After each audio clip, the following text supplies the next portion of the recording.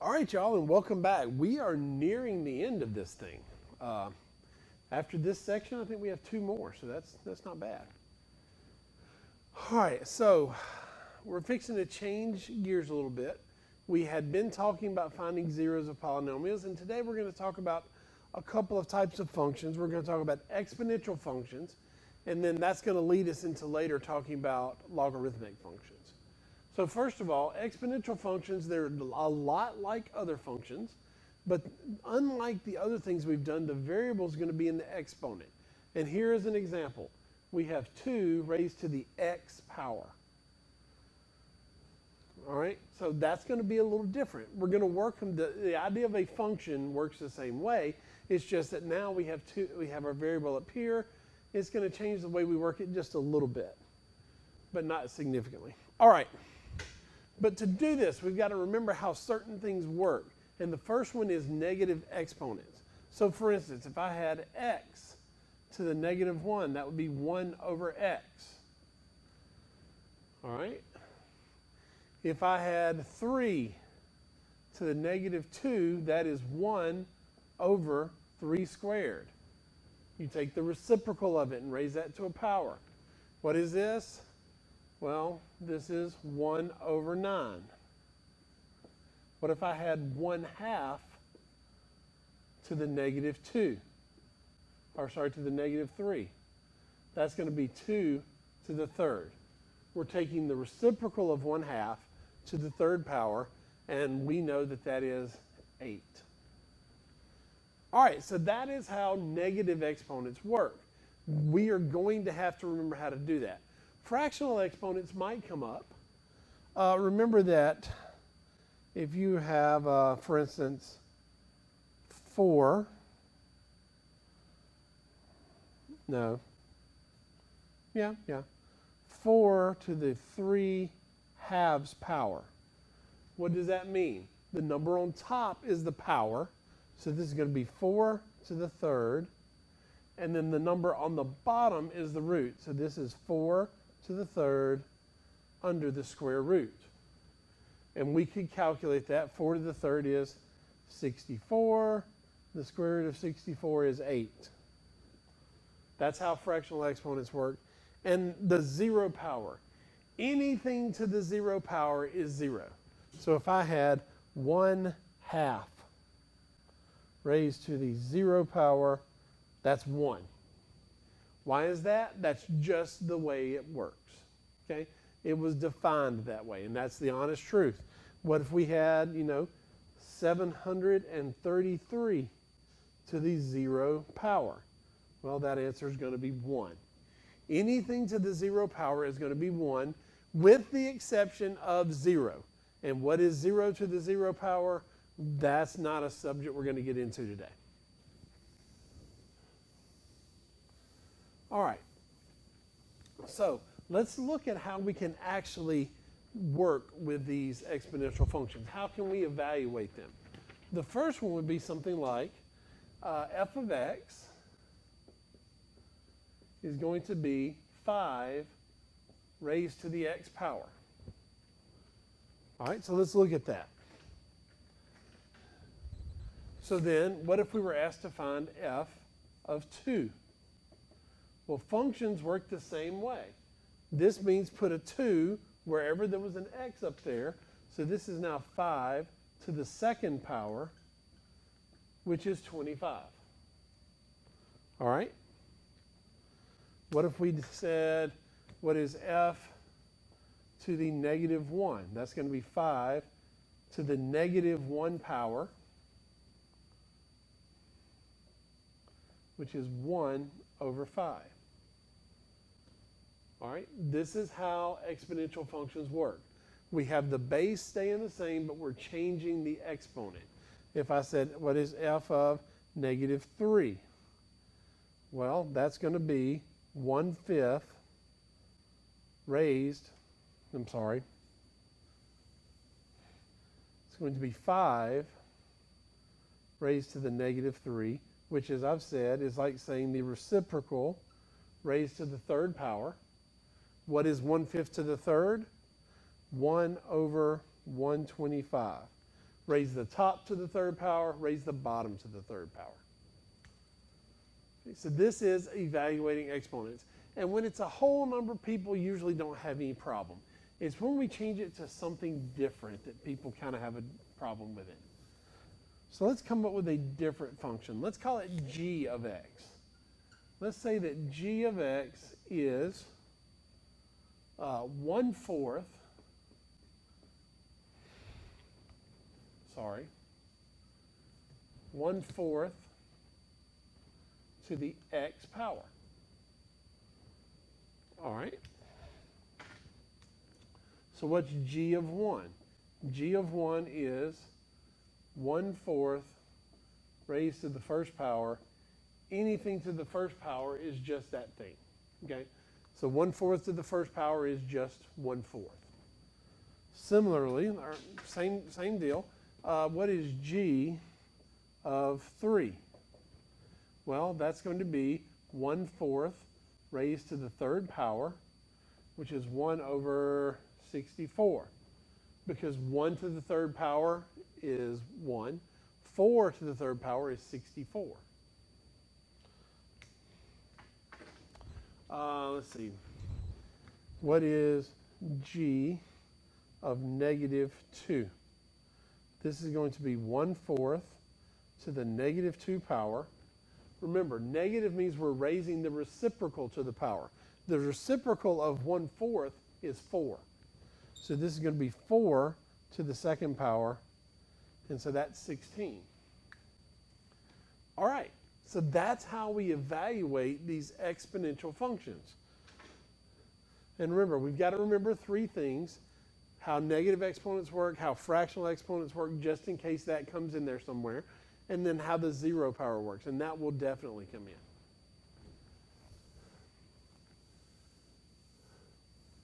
So for the first part of this section, here's what I want to deal with. I want to deal with what an exponential function is. We've done that. I want to talk about how we can evaluate exponential functions. We just did that. And now I want to talk about how we can graph exponential functions. Now I know we're not in love with graphing. And in fact, in this class this semester, we have done less graphing than I've ever done. I dropped a lot of graphing out, but that's okay. So we're going to learn how to graph exponential functions.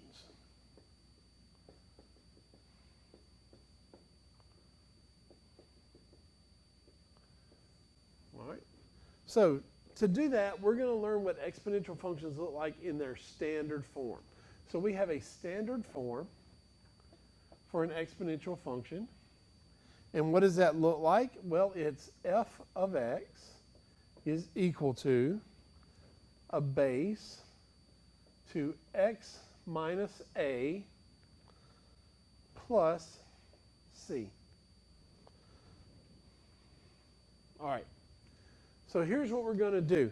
This is our exponential function, and the way we're going to graph this exponential function is we're going to pick 5 values, we're going to plug those in, and then we're going to find out what the answer is. And we're going to do a few examples of that.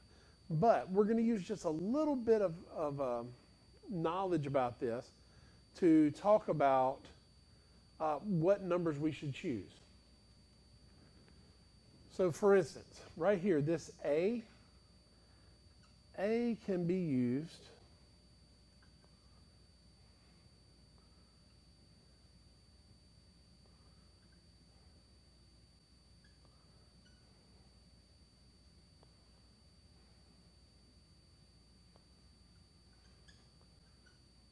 okay? We can use A, whatever that is, as a middle value for our x values. So for instance, if this was 3 in our problem, we would have 3, and we might have 2 and 1 above that. Then we'd have 4 and 5 below it, and those would be the numbers we would plug in. All right, another thing we need to know is that all exponential functions have a horizontal asymptote.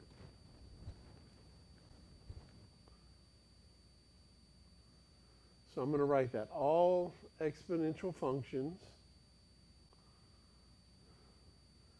have a horizontal asymptote at x equals c. Now, we haven't talked about asymptotes in here because we kind of avoided rational functions. And that's okay that we did that. But they're going to have a horizontal asymptote at x equals c, which means theirs is going to be basically a dotted line, and our graph is going to get closer to it, but it'll never cross it, and it'll never quite touch it. All right, so this is the idea of what we're going to need to graph an exponential function. And so I want to graph one, and I'm going to graph it over there. I didn't really leave myself a lot of space, but I think I have enough.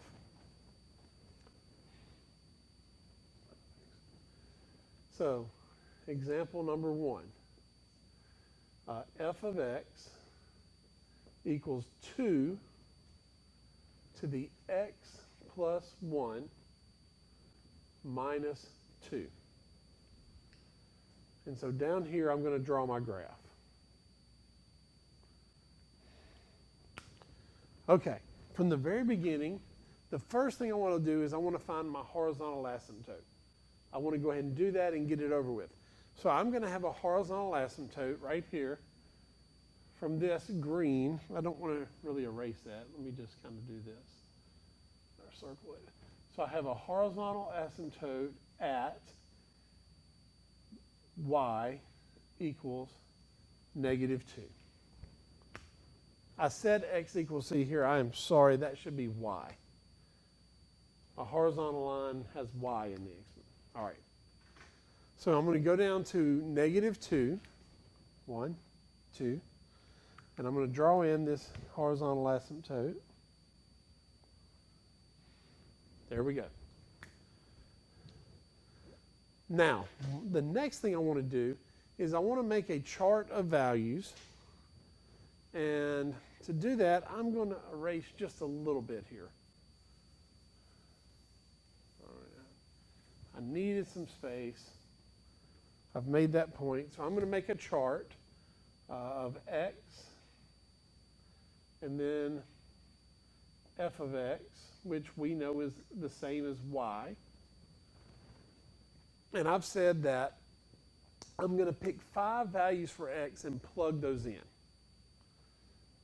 All right, so I'm going to start with negative 1. Now, why did I say negative 1? Because right here we have x minus a, and I've said we can use a, so I really need to use the opposite of whatever that is as my middle. And since I have plus 1, I put minus 1 here. And now I'm going to say, well, I also want to know about negative 2 and negative 3. And then I'm going to go the other direction, and I'm going to say, well, x is 0, x is 1. So those are the 5 values of x that I'm going to choose. I'm going to plug each of those into my function. I'm going to find out what the y value is, and then I'm going to plot those points. All right, so here we go. If x is negative 3, so basically we're saying f of negative 3 is going to be 2 to the negative 3 plus 1 minus 2. Well, that's 2 to the negative 2 minus 2, which is 1/2 squared minus 2, which is 1/4 minus 2, which is negative 1 3/4, negative 1.75. Now, that may seem like an awful lot of writing, and it kind of is.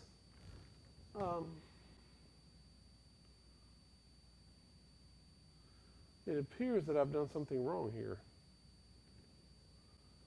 No, negative 3, that's correct. Sorry. Yeah, so this is negative 1.75. All right. So now, I'm going to do this same process for all of these. And at some point, they're a lot easier. The ones that end up being negative, yeah. So, for instance, I could say that f of negative 2 is going to be 2 to the negative 2 plus 1 minus 2. All right, what's that going to be? Well, that's going to be 2 to the negative 1 minus 2, 1/2 minus 2, and that's negative 1.5.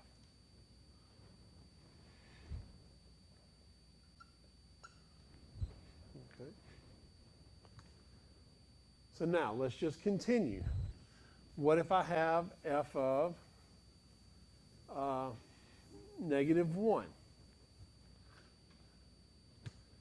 Well, f of negative 1 is 2 to the negative 1 plus 1 minus 2. That's 2 to the 0 minus 2. 1 minus 2 is negative 1. And you see how this is working.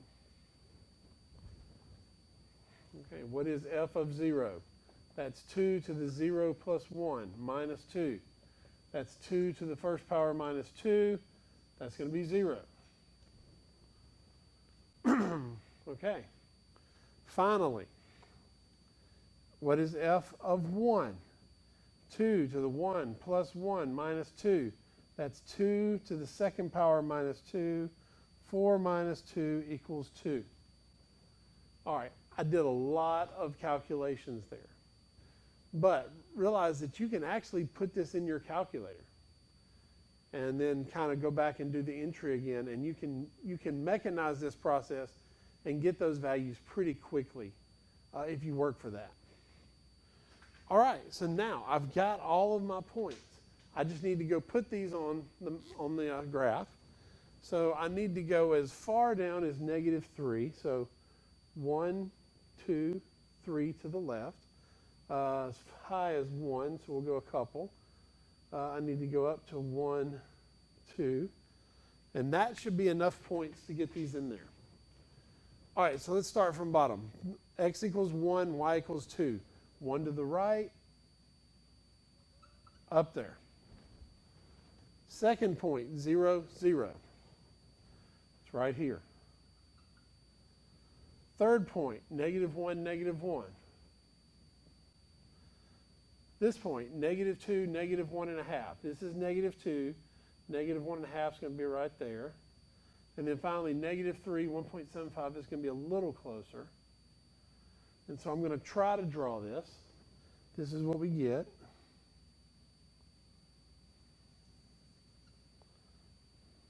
All right. And that's kind of what we get. We get this curved line. And you'll notice this is our asymptote. As we're coming down, if we were to watch the graph, it's going to always get closer and closer and closer to that line. And mine actually, touches it because I'm drawing it. But the idea of an asymptote is that line gets closer and closer and closer, but it never quite touches it. All right. Now, some of you, be honest with you, are not even watching the video.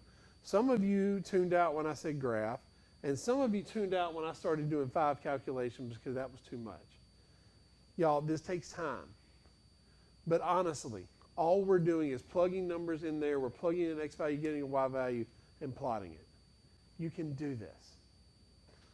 You may not want to. That's fine. But you need to do it.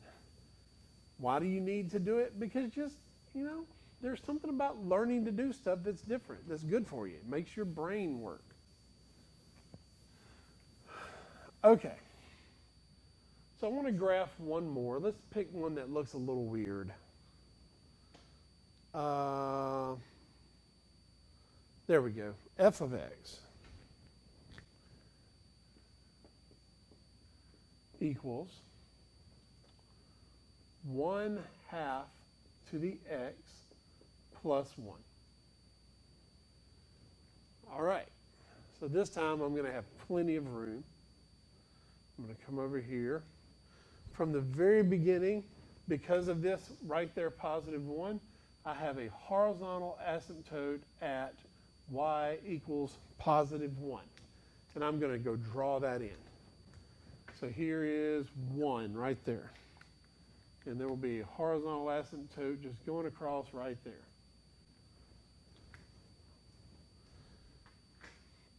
So now I'm going to make my chart. I have x, and then I have f of x, which is my y values. And I have said that I'm going to pick the middle value over here of my x's from up here.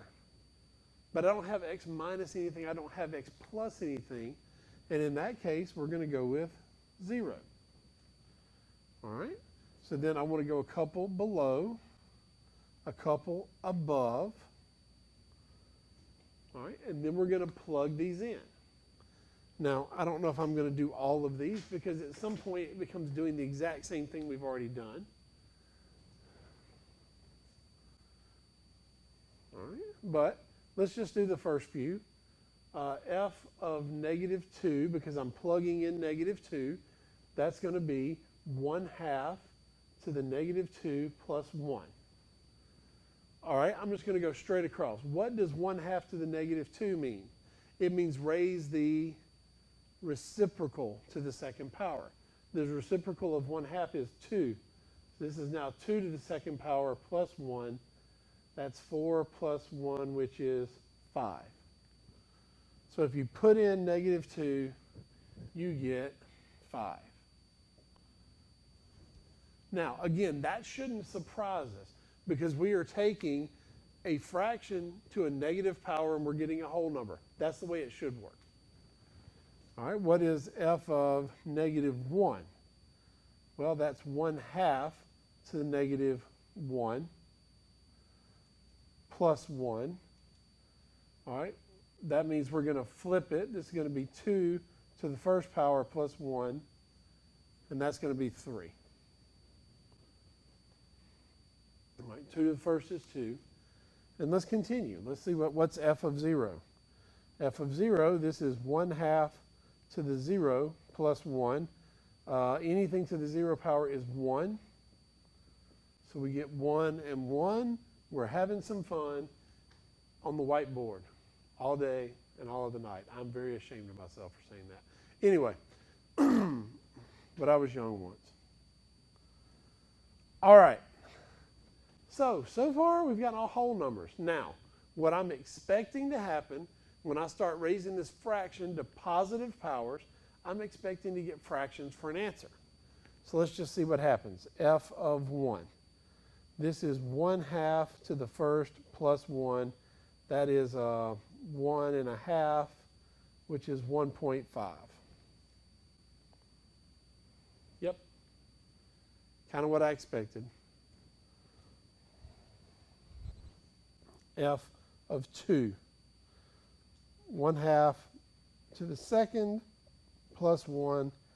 That is 1/4 plus 1. That's 1.25, which is 1.25. There we go. There's our points. -2, 5, -1, 3, 0, 2, 1, 1.5, 2, 1.25. So I'm going to go over here and I'm going to graph those. So I need to go up as high as 5. That's 1, 2, 3, 4, 5. Let's go a couple out this way and a few to the left. So now let's just put our points in. First one is -2, 5. So -2 all the way up to 5 will be about right there. Actually, it'll be a little higher. There we go. -1, 3, -1, 3.